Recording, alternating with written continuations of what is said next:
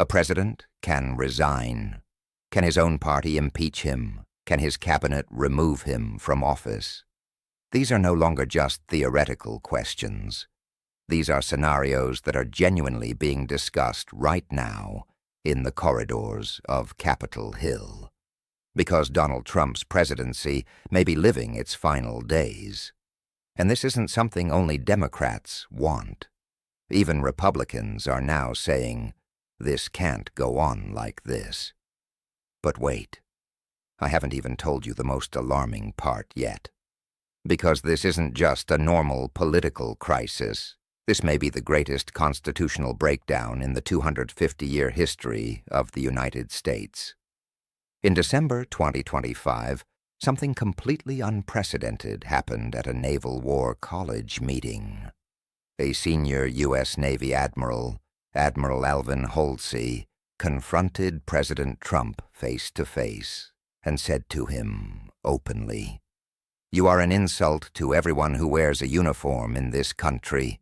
This was not a private conversation. This was not a leaked exchange. This confrontation happened face to face in front of other military leaders. A top-ranking military officer was criticizing the commander-in-chief's decisions and rhetoric in the strongest possible terms. And this is where things get even crazier. The confrontation became so heated that Trump was physically removed from the meeting. Yes, you heard that right. The President of the United States was escorted out of a military meeting after being criticized by an admiral. Now let's be honest. You can't really trust the mainstream media anymore. That's exactly why we created this channel, to bring you the real stories, the real context, without institutional manipulation. If you want to stay ahead of the headlines, click the link in the description. We'll send news directly to your inbox every day.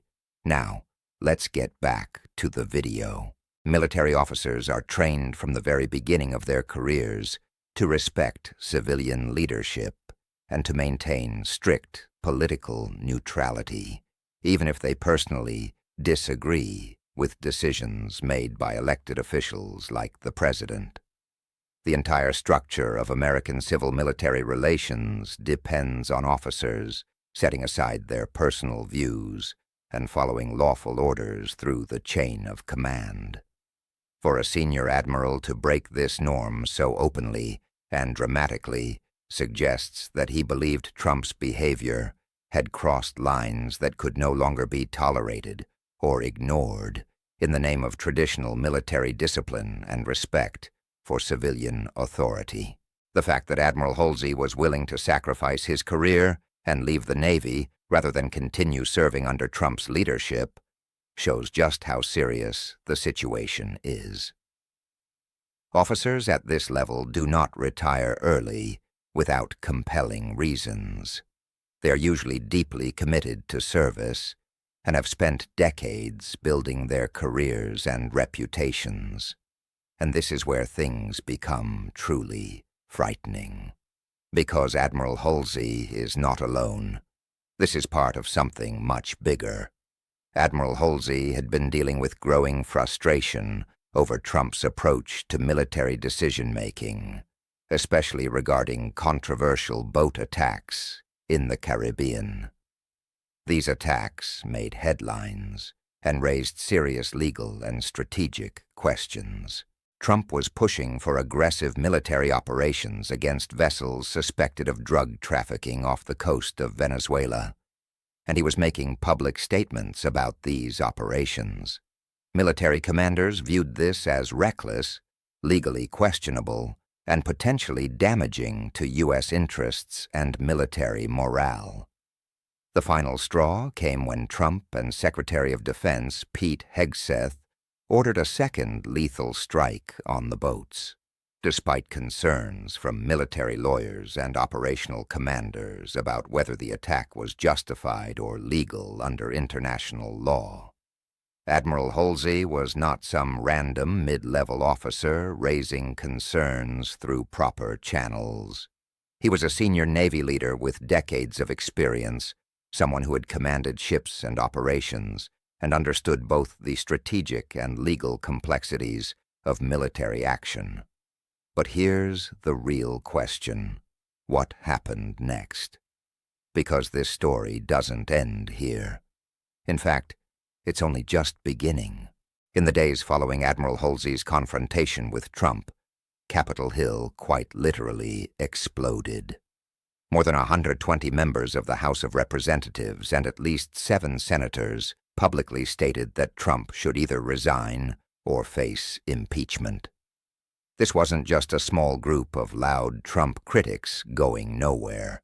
This was a serious bipartisan political movement citing abuse of power, unauthorized military operations, defiance of court rulings, and the ongoing government shutdown crisis. Representative John Katko, a moderate Republican not known for being particularly partisan or inflammatory, came out and said, allowing the President of the United States to provoke this reckless attack is a direct threat to the future of our democracy. For that reason, I will vote to impeach this president. When a moderate Republican says the president is a direct threat to democracy, that's not hyperbole. That's a serious accusation from someone who had spent years defending Trump and giving him the benefit of the doubt. And it's not just talk. There is real, concrete, legal action. A formal impeachment resolution is on the table. House Resolution 353 was introduced on April 28, 2025. It lays out 7 articles of impeachment against Trump. 7. We're talking about obstruction of justice, violations of due process, and abuse of trade and emergency powers. This isn't a vague accusation. It's a detailed indictment of Trump's conduct in office, backed by evidence and legal arguments. And it has been sitting there for months, waiting for enough political will to move forward. So why now? Because the situation has deteriorated so badly, the abuses have become so blatant, that even lawmakers who were previously hesitant are now saying, we have no choice, we have to act. But here's the challenge. The House can impeach Trump. Democrats have the numbers, and if a few Republicans join them based on recent revelations like Admiral Holsey's, they could pass the articles of impeachment. But then it goes to the Senate, and the Senate requires a 2/3 majority to convict. That means at least 17 Republican senators would have to vote against Trump. And this is where things get really interesting, because right now, behind closed doors, real conversations are happening about exactly that math. Yes, some senators are disappointed with Trump. Yes, some are calling for his resignation, but are 17 of them really willing to vote? To remove him from office? That's a much bigger ask. Because voting to remove a president from your own party is a career-defining decision. It opens you up to primary challenges. It alienates you from the party base.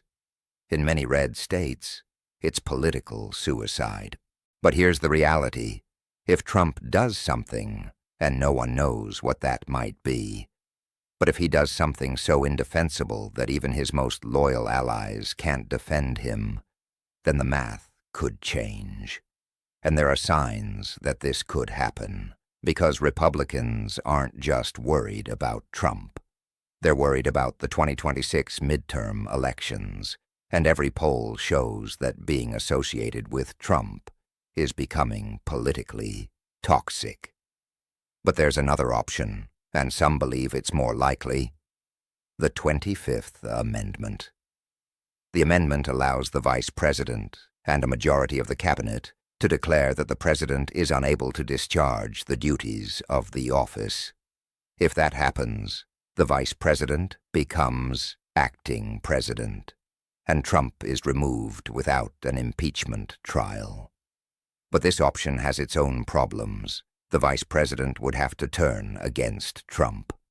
So would a majority of the Cabinet. These are people Trump personally selected, people who owe their positions to him. The idea that they would suddenly turn around and remove him is possible, but not very likely. given how much political capital Trump has spent securing their loyalty. But here's the key point.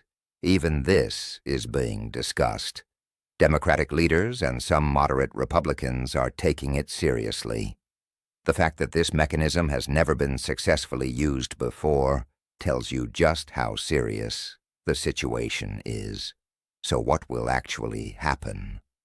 There are 3 possible scenarios, and none of them are good. Scenario 1, Trump resigns. Let's be honest, this seems the least likely. Trump doesn't quit. He doesn't back down. His entire political identity is built on fighting and never surrendering. The idea that he would voluntarily resign doesn't align with everything we know about him. Unless something truly catastrophic happens, like facing criminal charges or a complete collapse of support, resignation isn't on the table. Scenario 2. Trump is impeached and removed. This is more plausible than resignation, but still unlikely. The House could vote to impeach Trump. Democrats have the numbers. But then it goes to the Senate, where things get complicated. It's hard to see 17 Republican senators actually voting to remove Trump. Yes, some are disappointed. Yes, some are critical. But voting to remove a president from your own party is a very different thing. Scenario 3. Trump survives but is effectively paralyzed, probably the most realistic scenario. Lawmakers continue to call for Trump's resignation or impeachment. The media keeps covering it. Protests continue. But Trump resists. He refuses to resign. The House may even impeach him again, but the Senate does not convict. Trump claims vindication. He calls it a witch hunt. He rallies his base, and he serves out his term. But the damage is done. His relationship with Congress is shattered. His ability to pass legislation is severely compromised. His approval ratings are in the gutter outside his hardcore base. And this is where we are. Capitol Hill is exploding with calls for Trump's resignation or impeachment. More than 120 lawmakers are demanding action. A formal impeachment resolution is on the table. Moderate Republicans are breaking ranks, and the pressure is mounting. Yet despite all of this, Trump's removal still seems unlikely. The votes probably aren't there. The political will probably isn't there. And Trump himself shows no sign of backing down. So we're facing a long period of political dysfunction, constitutional crisis, and government chaos. And no one knows how it will end. So what does this really mean for American democracy? Because the stakes aren't just about one president. They're about whether our constitutional checks and balances still work. How do we hold presidents accountable when they overstep their authority? Impeachment is supposed to be the answer, but it's been tried twice with Trump and failed. So is impeachment broken? Are our constitutional safeguards inadequate?